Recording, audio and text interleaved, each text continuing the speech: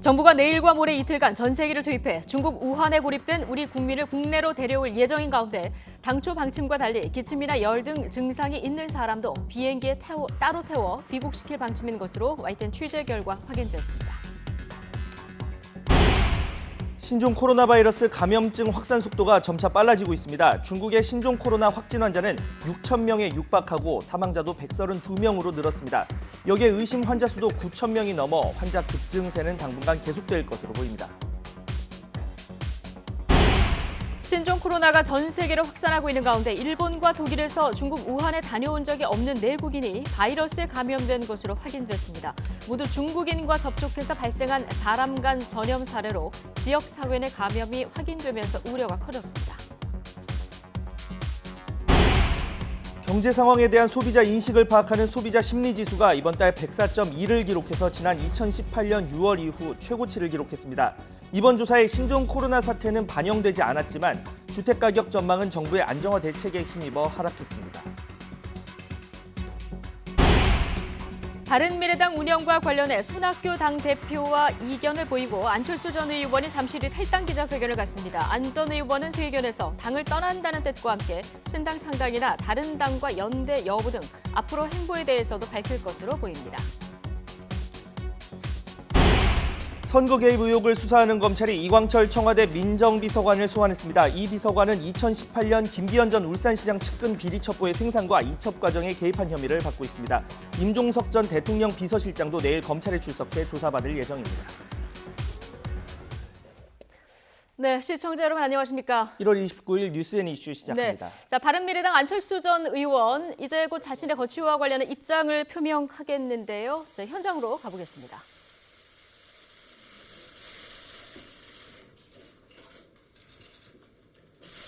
존경하는 국민 여러분, 사랑하는 당원 동지 여러분,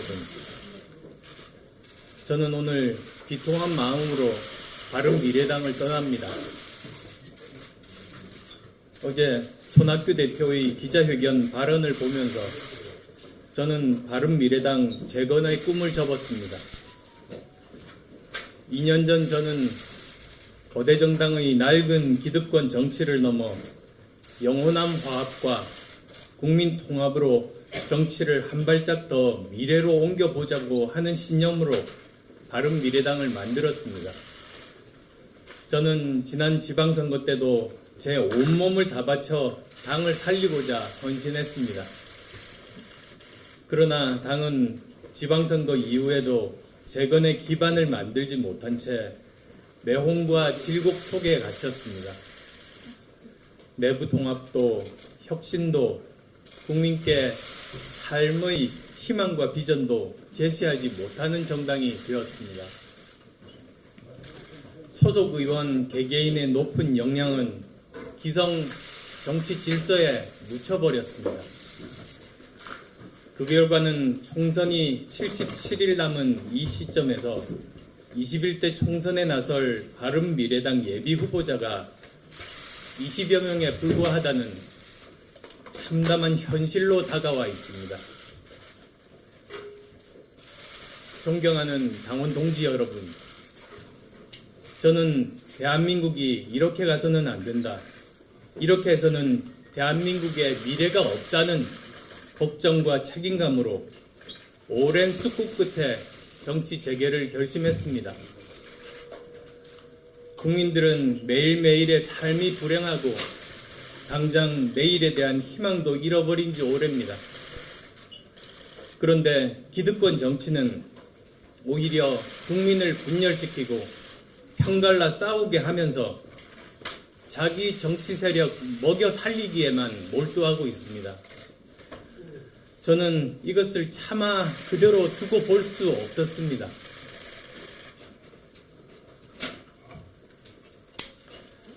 힘들고 부서지고 깨어질지라도 우리의 미래를 위해서 우리가 가야 할 올바른 방향에 대해서 국민들께 호소하는 것이 제 의무라고 생각했습니다. 기성정당의 틀과 기성정치 질서의 관성으로는 우리에게 내일은 없습니다. 자기 편만 챙기는 진영 정치를 제대로 일하는 실용 정치로 바꿔야만 합니다. 그래야 타협과 절충의 정치가 실현되고 민생과 국가 미래 전략이 정치의 중심 의제가 될 수 있습니다. 앞으로 뭘 먹고 살 것인가가 정치에서 가장 중요한 문제가 된다는 뜻입니다. 실용적 중도정당이 성공적으로 만들어지고 합리적 개혁을 추구해 나간다면 수십 년 한국 사회의 불공정과 기득권도 혁파해 나갈 수 있을 것입니다. 저는 바른미래당을 재창당하여 그러한 길을 걷고자 했습니다만 이제는 불가능하다는 결론에 도달했습니다. 국민 여러분과 당원 동지 여러분의 깊은 이해를 구합니다. 정치인의 책임 윤리는 시대와 국민의 요구에 정확하게 답하고 행동하는 것입니다. 저는 제게 주어지고 제가 책임져야 할 일들을 감당하고자 합니다. 이를 위해 제 자신도 알 수 없는 거대한 거친 파도를 정면으로 바라보면서 뛰어들고자 합니다.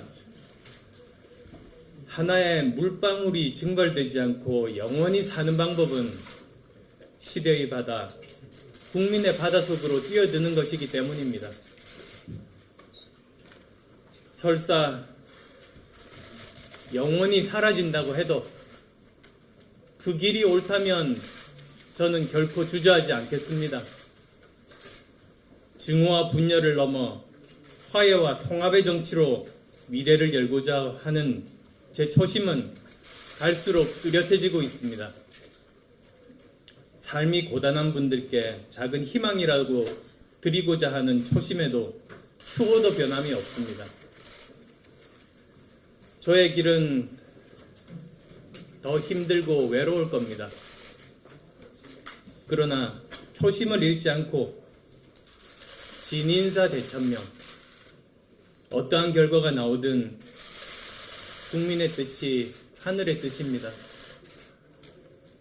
저는 진심을 다해 이 나라가 미래로 가야 하는 방향에 대해서 말씀드리고 그렇게 하기 위해 우리 정치와 우리 사회가 어떻게 바뀌어야 하는지 간절하게 호소할 것입니다.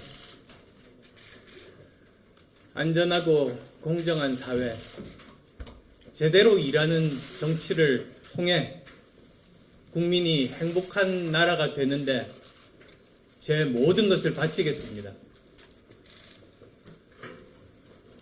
국민 여러분, 당원 동지 여러분, 지금 대한민국은 담대한 변화의 새 물결이 필요합니다. 기성의 관성과 질서로는 우리에게 주어진 난관을 깨고 나갈 수가 없습니다. 저 안철수의 길을 지켜봐 주십시오. 고맙습니다.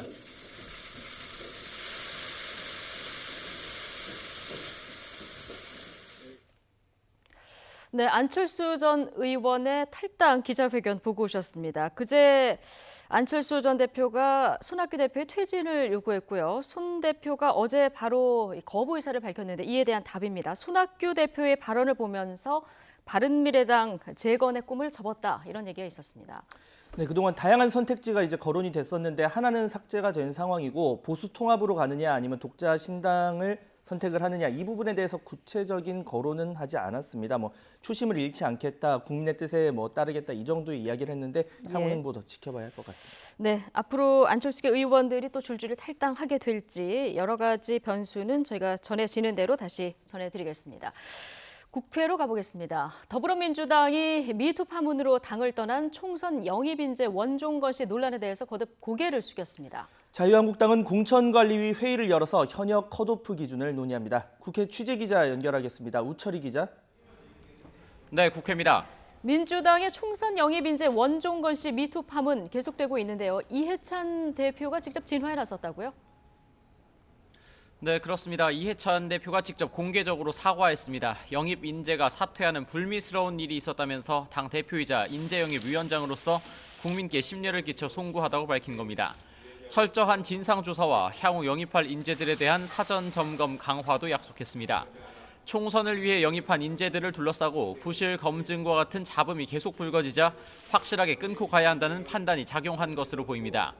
또 공천 심사와 경선에서 불이익을 받게 될 하위 20% 평가를 받은 의원들에 대해서 철저히 입단속을 시키고 있습니다.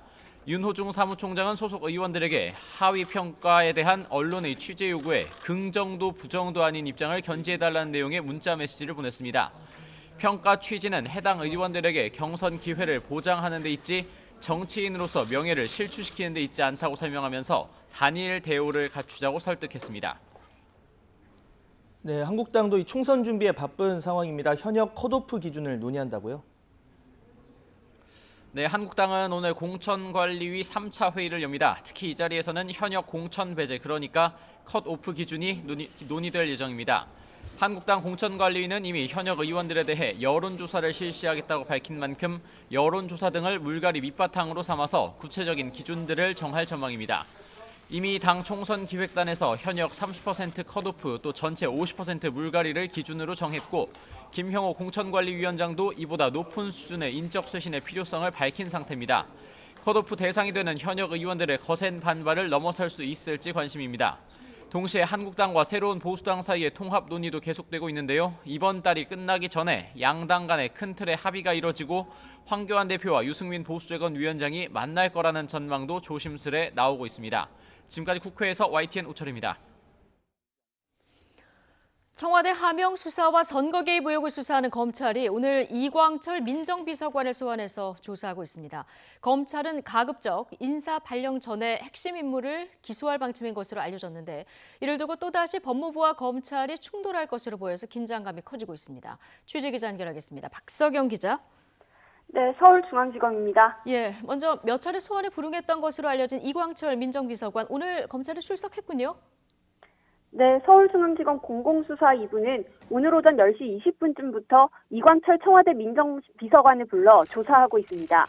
검찰청사 1층 정문으로 들어온 이 비서관은 취재진에게 차분하고 절제되게 성실하게 조사에 임하겠다고 했습니다.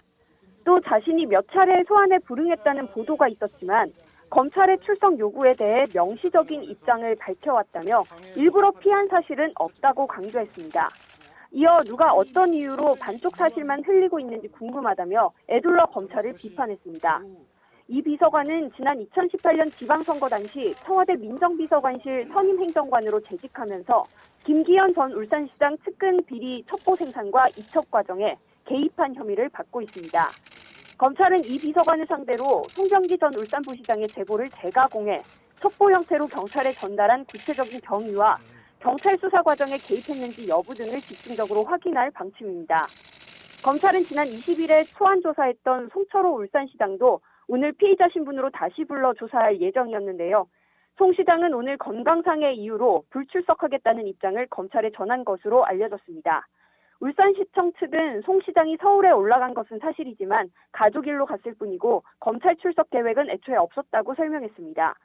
송 시장은 지난 2018년 지방선거 과정에서 청와대 인사들과 만나 선거 공약 등을 논의하고 도움을 받은 의혹 등을 받고 있습니다. 검찰은 또 송 전 울산부시장이 김기현 전 울산시장 측근 관련 제보를 청와대에 전달하는 과정에 송 시장이 개입했는지도 조사하고 있습니다. 네, 지난번 단행된 검찰 중간 간부 인사 발령 날짜가 다음 주로 다가왔는데요. 수사팀은 이르면 이번 주 안에 핵심 인물에 대해서는 기소하겠다, 이런 방침을 세웠다고요? 네, 수사팀은 다음 주 인사 발령 전에 주요 피의자들에 대한 기소 방침을 세운 것으로 알려졌습니다. 차장검사와 부장검사 등 핵심 수사 라인이 교체되는 만큼 정상적인 수사 진행이 쉽지 않다고 판단한 것으로 보입니다. 수사팀은 이미 소환 조사가 이뤄진 핵심 피의자 기소 여부를 검토해 이성윤 서울중앙지검장에게 보고한 것으로 알려졌습니다. 기소 대상으로는 백원우 전 청와대 민정비서관과 송철호 울산시장, 송병기 전 울산경제부시장 등이 거론된 것으로 전해졌습니다. 하지만 이지검장은 이번에도 일부 피의자들에 대한 소환 조사 미비 등을 이유로 결정을 내리지 않고 있는 것으로 전해졌습니다. 이에 따라 윤 총장이 직접 차장 검사 정결로 기소하도록 지시할 수도 있어 최강욱 청와대 공직기강 비서관 기소에 이어 또 한 번 갈등이 재현될 가능성이 큽니다. 이지 검장은 오늘 오전 대검찰청에서 윤 총장을 만나 매주 정기적으로 이뤄지는 업무 보고를 했는데 선거 개입 의혹 관련자 기소에 대해 어떤 의견이 오갔을지 관심입니다. 검찰 내부는 물론 법무부와 검찰 간의 갈등도 여전합니다. 법무부는 어제 사건 처리 과정에서 내 외부 의견을 수렴하는 등 합리적인 의사결정을 하라고 검찰을 향한 경고 메시지를 내놓기도 했는데요. 이에 대검 측은 선거 개입 의혹 사건의 경우 기록이 방대하고 수사 보안도 중요해 수사심의위 등 외부위원회를 활용하는 것이 바람직하지 않다며 신경전을 벌였습니다. 여기에 현직 검찰 간부가 내부 통신망에 추미애 법무부 장관과 김호수 차관을 비판하는 글을 올리는 등 검찰 내부 반발도 고조되고 있어 두 기관 간 충돌 우려도 커지고 있습니다. 지금까지 서울중앙지검에서 YTN 박서경입니다. 청와대 선거 개입 의혹과 관련해 임종석 전 대통령 비서실장이 내일 검찰에 출석해 조사받을 예정입니다. 임 전 실장은 오늘 자신의 SNS를 통해 내일 오전 피의자 신분으로 검찰에 출석한다고 밝혔습니다. 이어 비공개로 다녀오라는 만류가 있었지만 이번 사건의 모든 과정을 공개해야겠다고 마음먹었다고도 덧붙였습니다. 임 전 실장은 윤석열 검찰총장과 일부 검사들이 무리하게 밀어붙인 이번 사건은 수사가 아니라 정치에 가깝다며 무엇이 나오는지 국민과 함께 지켜볼 것이라고 강조했습니다. 검찰은 청와대의 송철호 울산시장 선거 지원 의혹 전반에 임 전 비서실장이 관여한 것으로 보고 관련 내용을 추궁할 방침입니다.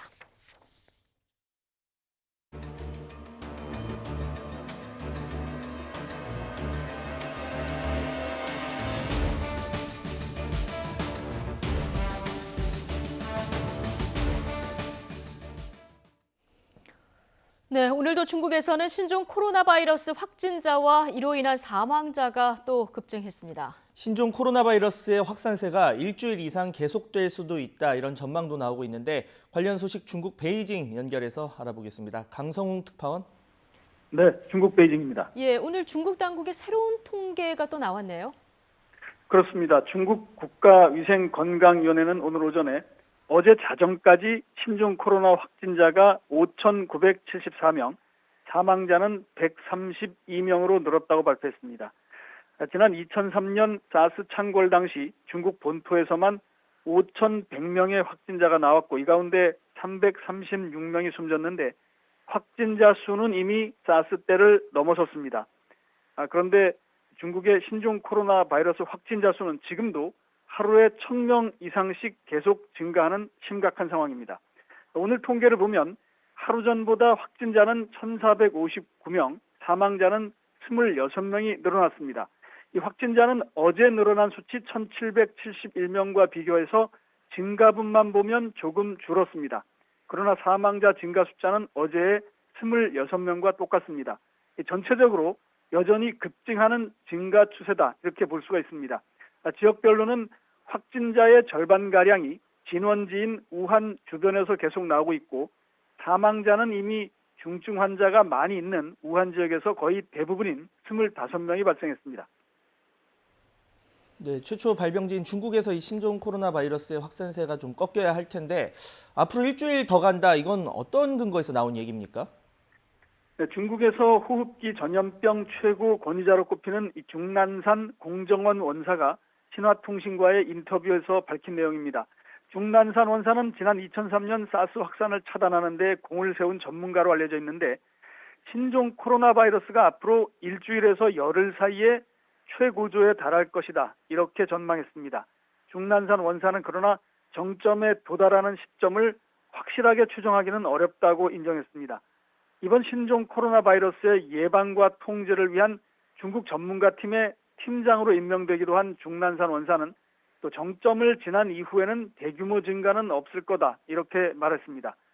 중 원사는 이번 전염병에는 조기 발견 그리고 조기 격리 이 두 가지가 해결책인데 이것이 가장 원시적이지만 가장 효과적이다 이렇게 말했습니다. 따라서 자신은 우한에 현재 임시병원을 짓는 것을 지지하고 있다 이렇게 말하게 됐습니다.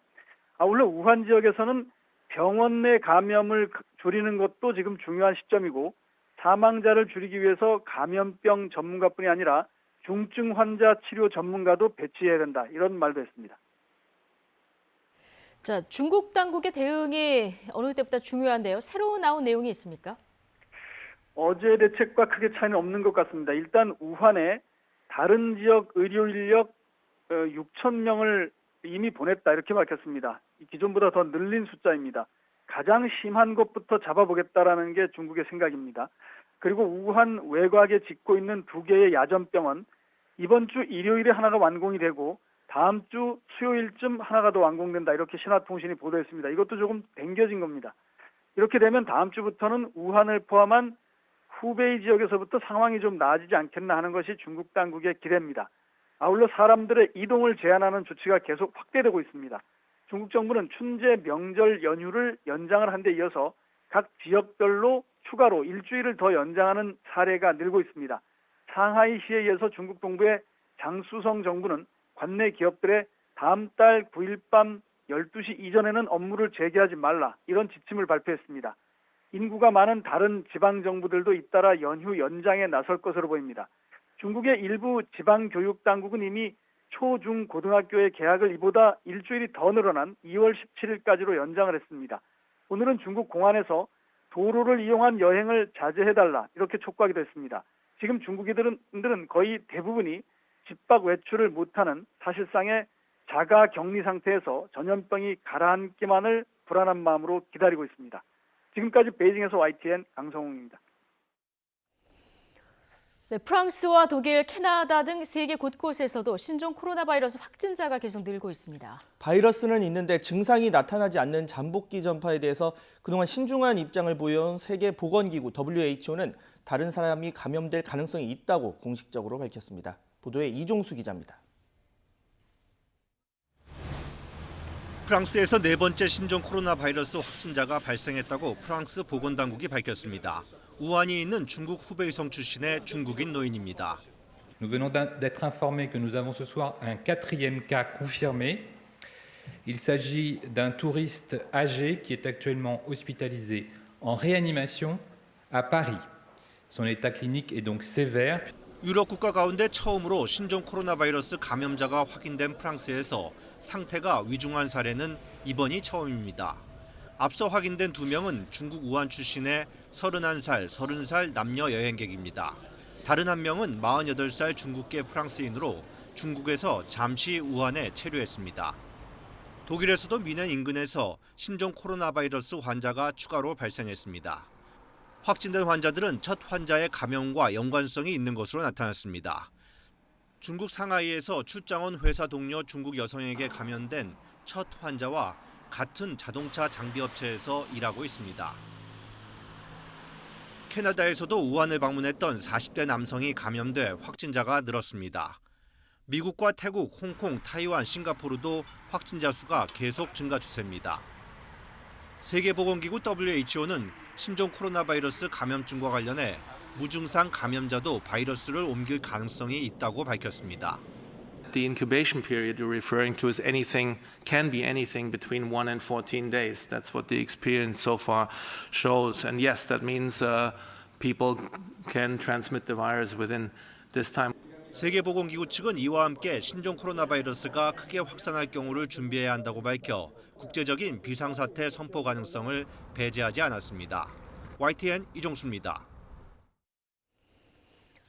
네, 정부는 중국 우한에 거주하는 교민과 유학생을 전세기를 투입해 국내로 데려올 예정입니다. 특히 우한에 거주하면서 기침이나 발열이 있는 유증상자도 비행기를 분리해서 태우는 방법으로 국내로 이송한다는 계획입니다. 취재기자 연결합니다. 한영규 기자. 네, 행정정책부입니다. 네, 자, 중국 우한에 거주하는 교민과 유학생을 국내로 데려올 때 이 신종 코로나 바이러스 유증상자도 함께 데려온다 이런 방침을 정부가 세웠군요. 네, 그렇습니다. 박능우 보건복지부 장관은 오늘 YTN 기자와의 단독 인터뷰에서 중국 우한 거주 교민 가운데 신종 코로나 바이러스 유증상자도 국내로 송환하겠다고 밝혔습니다. 증상이 있더라도 전세기가 여러 대 가기 때문에 비행기를 분리해 송환하는 데 문제가 없을 것이라고 밝혔습니다. 우리 교민들이 우한에서 전세기에 탑승하기 전에 중국 의료진과 한국에서 파견된 의료진이 함께 검역을 실시하는데 당장 격리 조치해야 할 정도로 심각한 환자가 아닐 경우 비행기를 분리 탑승시켜 국내로 데려올 것으로 보입니다. 박능우 장관은 비행기에 1층과 2층이 있어 유증상자를 구분해 나눠 태우는 방안도 있다고 밝혔습니다. 또 중국 교민들이 탑승할 때 비행기 좌석은 앞뒤와 옆자리를 비워 탑승자 간의 간격을 유지한다는 방침입니다. 전세기를 타고 국내에 들어오게 되면 공항에서 다시 검역을 받게 됩니다. 박능우 장관의 인터뷰 내용 직접 들어보시겠습니다. 따로 독립된 다른 비행기를 타시거나 아니면 좀 우리가 보내는 비행기 자체가 1층, 2층으로 구분되는 큰 비행기이기 때문에 2층에 태우나 이렇게 해서 층을 달리함으로 해서 유증상자와 무증상자 간에는 서로 이렇게 교차 감염이 일어나지 않도록 그렇게 지금 좌석 배치를 하고 있습니다. 현재 사례 정의가 강화돼 중국 우한을 포함한 후베이성을 방문한 적이 있고 발열 또는 호흡기 증상이 있으면 의사 환자로 분류해 격리 조치하도록 하고 있습니다. 따라서 국내로 송환되는 유증상자 가운데는 공항에서 바로 격리병원으로 후송되는 사람도 나올 것으로 보입니다. 당초 신종 코로나 바이러스 증상이 있으면 탑승할 수 없는 것으로 알려졌지만 유증상자라고 하더라도 국내로 송환하기로 방침을 바꾼 것으로 보입니다. 중국 우한의 병원이 이미 포화돼 사실상 제대로 된 치료를 받기 어려운 현실적인 사정을 감안한 것으로 보입니다. 정부는 우한 교민 이송 등의 과정에서 신종 코로나 바이러스가 국내 지역 사회에 추가 전파되지 않도록 철저히 관리할 계획입니다. 이에 대해 외교부 관계자는 정부 입장에서 유증상자도 데려오면 가장 좋지만 중국 당국의 방침이 있기 때문에 그걸 어기고 데려오기는 현실적으로 어려울 것이라고 밝혔습니다. 현재 협의 중이며 미국과 일본의 사례도 봐야 한다는 입장을 밝혔습니다.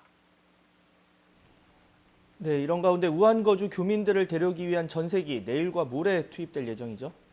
네, 그렇습니다.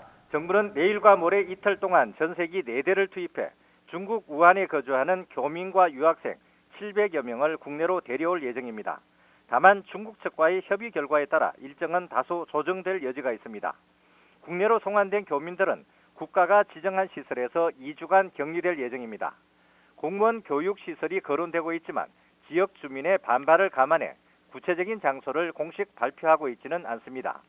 국내로 송환된 교민들은 의료진이 24시간 함께 생활하면서 증상이 나타나는지 확인할 예정이며 의심 환자로 구분되면 국가 지정 격리병원으로 이송될 예정입니다.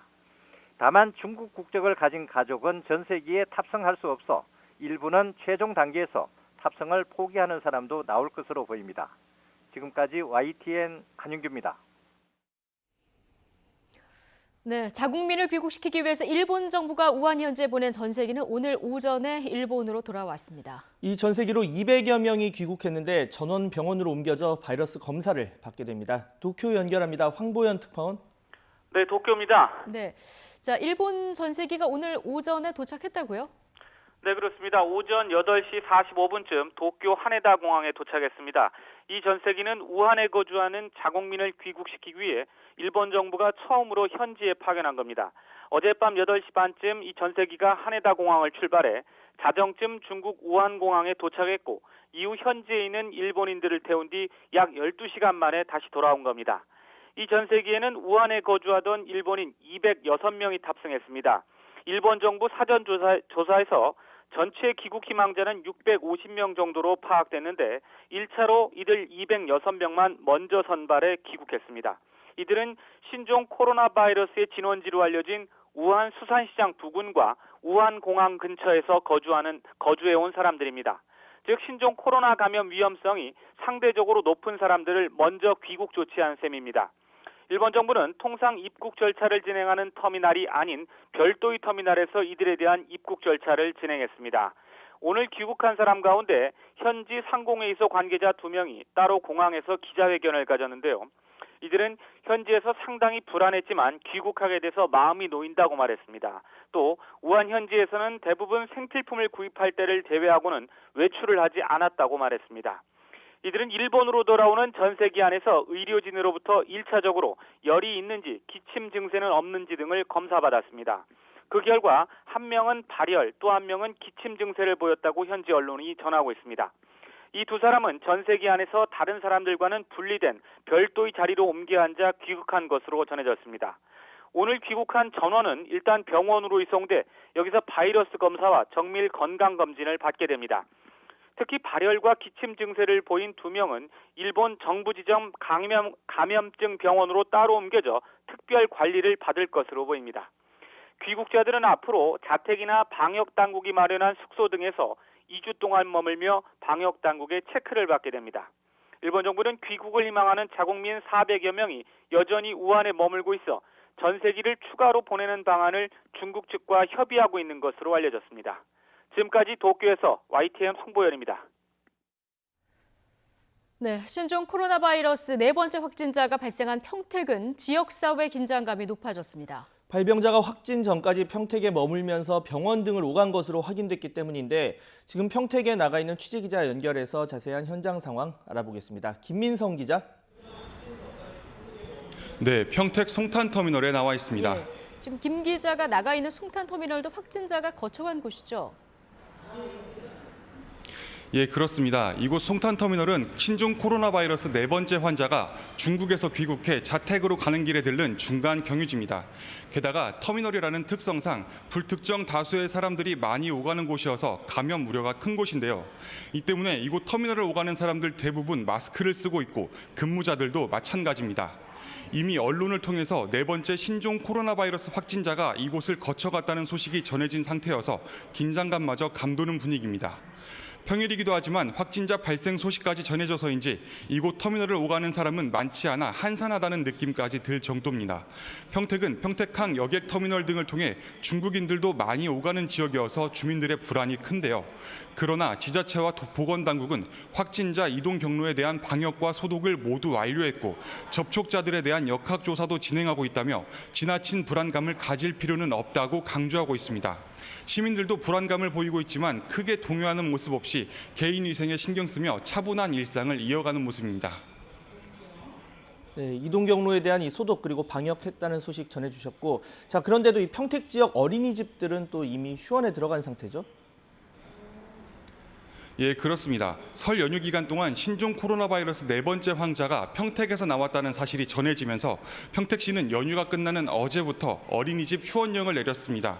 아무래도 면역력이 약한 어린이들이 모이는 어린이집에 먼저 선제적으로 휴원 명령을 내린 겁니다. 이번 임시 휴원령은 일단 어제부터 나흘 동안 한시적으로 내려진 상태입니다. 그러나 맞벌이 등으로 아이를 갑자기 다른 데 맡기기 어려운 부모에 한해서 아이를 등원시킬 수 있도록 했습니다. 평택시 관계자는 이번 임시 휴원령은 선제 조치로 추후 상황을 봐서 휴원을 연장하는 방안을 검토할 것이라고 설명했습니다. 어린이집은 휴원이지만 초중고교는 일단 정상적으로 등교하고 있습니다. 평택시는 경기도교육청과 협의한 끝에 초중고 고등학교 휴교령은 내리지 않는 대신 최근 14일 이내 본인 또는 가족이 중국 우한시를 다녀온 경우에는 증상이 없더라도 입국 후 14일간 등교를 중지해달라고 공지하기도 했습니다. 지금까지 평택 송탄터미널에서 YTN 김민성입니다.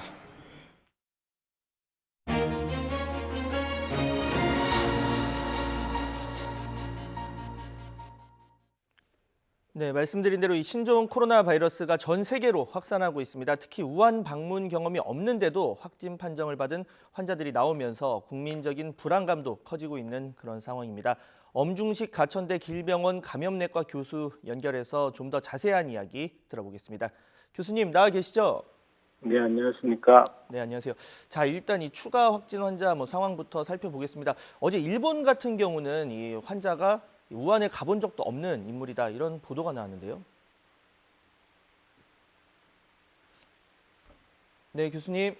네, 여보세요? 네네, 그런 인물, 그러니까 우한에 가본 적도 없다 이런 얘기가 나왔는데 이 부분에 대해서 그러니까 실제 우한을 가지 않았는데 그렇다면 뭐 사람 간 이제 일본 내에서 감염이다 뭐 이렇게 볼 수가 있을까요? 네, 아마도 이제 그 확진이 된 실제 감염자하고 상당히 밀접한 접촉이 어느 순간인가는 일어난 것 같습니다. 결국에는 이제 일본의 사례는 이런 확진자 유입이 반복되다 보면은 지역 사회에서의 전파가 발생할 수 있다라는 반증이 되겠습니다. 그래서 우리도 지금 계속 이 유입이 돼서 확진이 되는 분들이 생기고 있는데 이런 것들이 이제 반복이 되다 보면은 우리도 일본과 같은 그런 지역 사회 감염 전파가 발생할 가능성이 높다 이렇게 좀 이해를 해야 될 것 같습니다.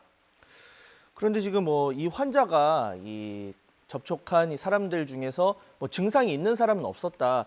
그렇다면 아무래도 무증상 뭐 감염자 이런 가능성을 뭐 예측을 할 수가 있을까요?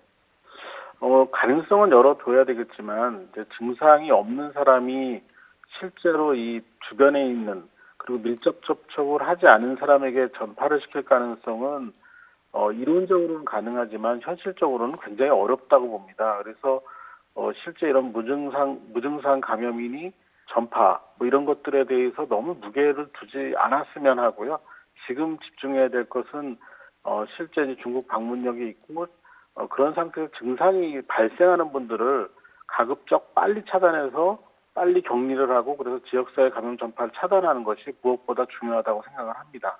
네, 지금 이 말씀하신 부분 하나만 더 추가로 이제 여쭤보면은 이 세계보건기구 WHO가 이제 신종 코로나 바이러스 감염증 관련해서 뭐 잠복기 무증상 감염자도 옮길 수는 있다 이런 원론적인 얘기를 이제 새롭게 했는데 다만 이제 증상이 보통 심각할수록 전염성, 전파성도 높다 이런 게 이제 정설이기 때문에 너무 지나치게 걱정할 필요는 없다. 뭐 가능성은 열어둬야겠지만 이 정도의 말씀이신가요? 네네. 그러니까 WHO도 가능성을 얘기를 한 겁니다. 그리고 그 근거가 정황적인 증거를 둔 겁니다. 어떤 이 생물학적인 그런 과학적 근거를 대었다기보다는 네. 이제 그 감염 전파 경로가 불분명하다 보니까 이제 그런 가능성을 제기를 한 건데 이제 이 부분에 대해서는 우리가 충분히 좀 검토를 하고 과학적 근거를 찾기 위한 노력을 해야 되겠지만 지금 현재의 유행 상황에 큰 영향을 미칠 가능성은 없다고 보고요. 만약에 실제로 이게 이제 진짜로 의미가 있다면 지금의 검역이라든지 뭐 의심 환자에 대한 대응 방법 이런 것들을 다 바꿔야 되고 그거 다 바꾸게 되면은 실제 우리나라의 이 대응 체계로는 감당이 될 수준이 아니기 때문에 이런 혼란을 얘기할 수 있는 부분에 대해서 너무 이 증폭이 되지 않았으면 하는 바람이 있습니다. 네, 뭐 잠복기 환자에 대해서 너무 지나치게 걱정할 필요 없다 이런 말씀을 해주셨고, 자 지금 평택에서 이제 지금까지는 마지막 확진자가 발생을 했는데 중간에 뭐 들른 지역이 많습니다. 저희가 조금 전에 이 기자 연결도 해봤는데 사실 그것도 역시 지금은 방역이나 뭐 소독을 다 마친 상태입니다. 바이러스가 뭐 남아 있을 가능성 거의 없다고 볼 수가 있겠죠? 일단 코로나 바이러스가 이제 공통적인 특징인데 이제 이게 환경으로 배출이 되면 얼마나 살아있겠느냐가 중요한데요. 네. 이게 뭐 이 코로나 바이러스가 아주 살기 좋은 그런 환경이라고 하더라도 이틀을 넘기지 못하는 걸로 알려져 있습니다. 그러니까 지금 그 확진자분이 어떤 특정한 지역을 다니신 지는 뭐 이미 이틀 이상이 됐기 때문에 네. 그냥 그대로 둬도 이 생존할 가능성은 없다고 보고 있고 방역 당국이 충분히 방역 과정을 거쳤다면은 현실적으로 실제 이 바이러스가 아직도 생존해서 다른 사람에게 전파할 가능성은 없다고 판단을 합니다. 그러니까 이틀 정도 이제 살 수 있다 최대로 얘기를 해주셨는데 네. 이제 사람들 그걸 궁금해할 것 같아요. 평택 지역 분들은 혹시 그 직후에 비슷한 지역을 갔는데 내가 뭐 혹시 감염이 된 것 아니냐 지금 증상은 나오지 않지만 뭐 이런 불안감을 가지시는 분들도 있을까봐 이제 여쭤보는데 이게 뭐 그 상황에서 뭐 캐주얼한 접촉이라고 하죠. 그러니까 일상적인 이제 지나침 정도로 감염이 되긴 쉽지 않은 상황인 거죠. 네. 그러니까 이번에 신종 코로나 바이러스가 상당히 그 전파력이 높은 그런 바이러스는 분명한 것 같습니다. 그런데 네. 이런 일상적인 접촉 또는 뭐 우리가 이런 지역 사회에서 활동 과정에서 이 확진자와 정말 밀접하게 접촉하지 않은 상태에서 감염 가능성은 매우 낮다고 보고 있고요. 실제 질병관리본부가 계속해서 이런 밀접 접촉이 가능했던 상황들을 파악을 하고 있고 그렇게 파악된 밀접 접촉자들을 아주 철저하게 관리를 하고 있습니다. 그래서 실제 지역사회에서 감염이 발생할 가능성이 이렇게 확인된 환자들을 통해서는 높지 않다 이렇게 생각을 하고 있습니다. 네.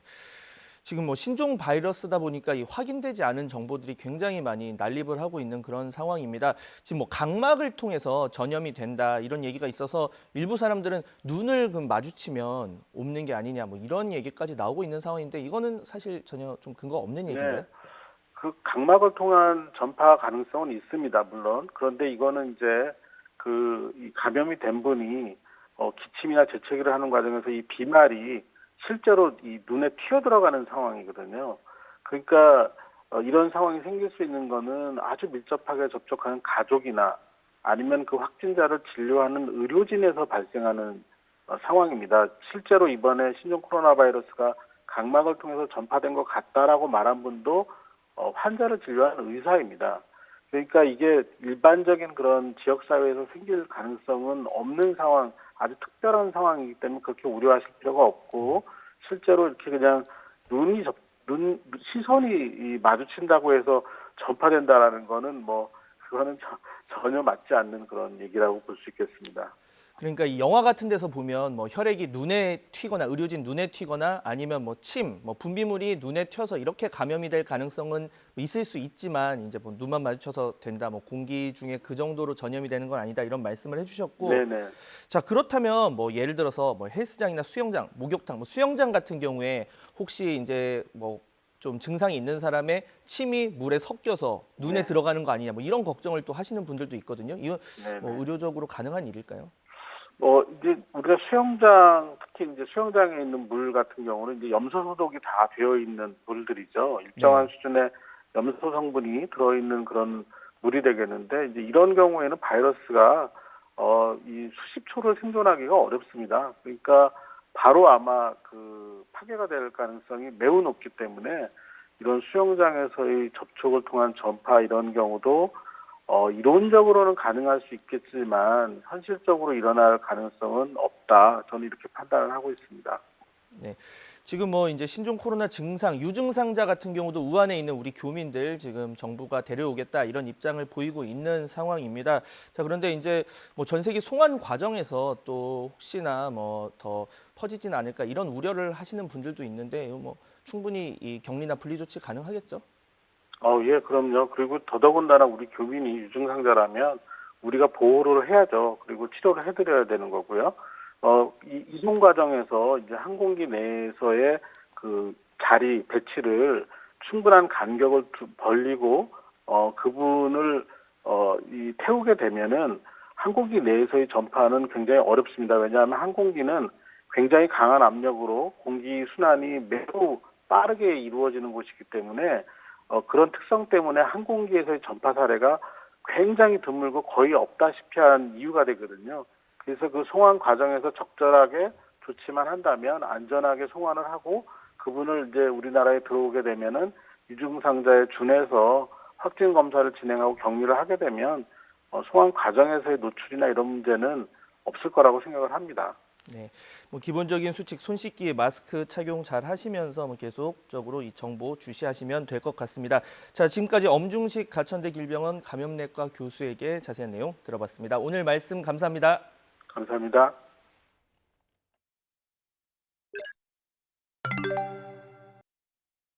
첫째도 둘째도 이제 손 씻기, 기침 에티켓, 개위생 철저히 하는 것이고,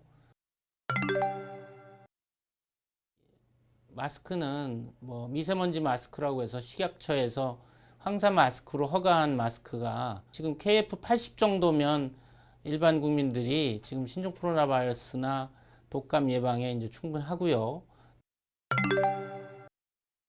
또 마스크를 착용한다고 하면 마스크의 위나 옆이나 아래가 이제 피부하고 밀착이 돼야 됩니다.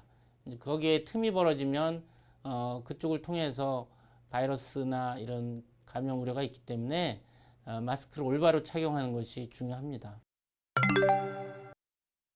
흐르는 물에 비누로 손등, 손바닥을 골고루 묻히고 손등과 손바닥, 손깍지 끼워서 손가락 사이 손톱 밑을 마찰을 일으켜서 30초 동안 씻는 것이 중요하고요. 싱크대가 없는 지역이나 이럴 때는 이제 알코올이 포함된 손서장제를 가지고 다니시면서 수시로 손 씻기를 하시면 됩니다.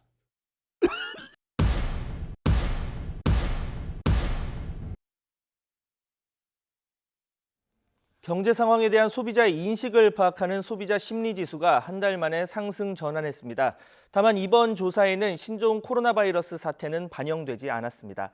한국은행 자료를 보면 이번 달 소비자 심리지수는 104.2로 전달보다 3.7포인트 올랐습니다. 이는 지난 2018년 6월 이후 최고치입니다. 네, 청와대 선거 개입 의혹 수사. 지난번 인사로 자리를 이동해야 하는 시점이 코앞인지라 기존 수사팀은 이번 주 내에 핵심 인물에 대해 기소하겠다 이런 방침입니다. 직속 상관인 이성윤 지검장 생각은 보류입니다. 자, 법무부는 외부 의견을 반영하라 이런 지침을 또 내렸죠. 수사팀이 지난번 최강욱 비서관 기소 때처럼 검찰총장의 직접 지시로 기소를 할지, 그렇게 되면 법무부가 지난번 경고성으로 내놓은 감찰 카드를 정말 쓸지 아슬아슬한 상황인데요. 바라보는 정치권 시각도 극과 극입니다. 잠시 뒤 전국 대담 코너에서 관련 내용도 좀 짚어보겠습니다. 2부에서 뵙겠습니다.